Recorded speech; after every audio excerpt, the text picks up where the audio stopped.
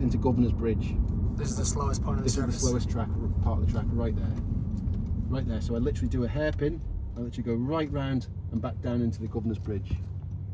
Again, remember I've been doing 200 miles an hour literally less than 50 seconds ago. Right.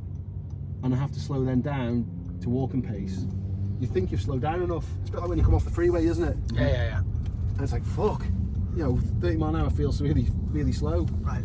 So you just burble it around there, just on the exit, and I'm in second gear, short shifted, but this is the last corner on the circuit right here, at the 260 corners, this is the last one, and it's dead easy to crash. See the crown of the road goes away? Yes. There's a bump, as you get the old road meets the new road, there's a bump, it's dead easy to crash just here. Just been too aggressive on the throttle and down you go. So that's it, back up through the gearbox, hard on the throttle now, driving it on. Back to third, fourth, fifth, sixth gear as quick as I can, then now up through, down towards the top of Bray Hill. That's lap, gents. Easy, innit? Easy. So I mean, again, the thing that makes the TT so unique as well is the pit stop. There's no other motorcycle race in the world that has a pit stop in it like TT does. And where will the pit stops be? Literally right in front of the grandstand. So you can only literally do 2 laps, and then you have to stop for fuel. You can only carry enough fuel for 2 laps.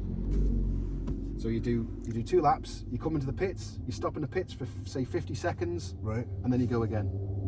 And the race can be won and lost in the pits like anything. They're really crucial. The faster my pit crew can do a pit stop, the less I have to stick my neck out on the line around the track to try and get some time back. Right.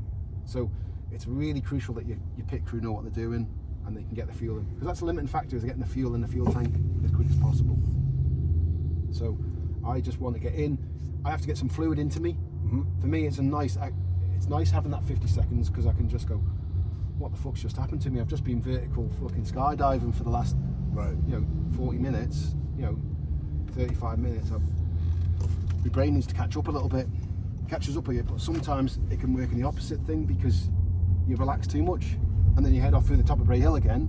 Again, remember the dynamics of the track, the bike have changed now, because you've gone from 24 litres of fuel, which is pretty much 24 kg, down to nothing for the second lap, and then you come to the third lap, it's full tank of fuel again. Full tank of fuel again, so the bike handling characteristics have changed completely again, and it can catch you out that way as well. Do all those bikes on the road impact the road at all? As the bikes go now? No, the bikes in the race, like going so fast, does it have any impact on the road at all? No, it puts rubber down, but the rubber down the track gives you more grip, which is ace. So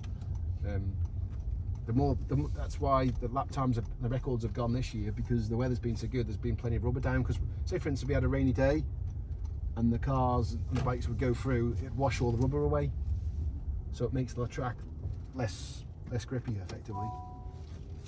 So with the weather being so good, you're always going to have good lap times.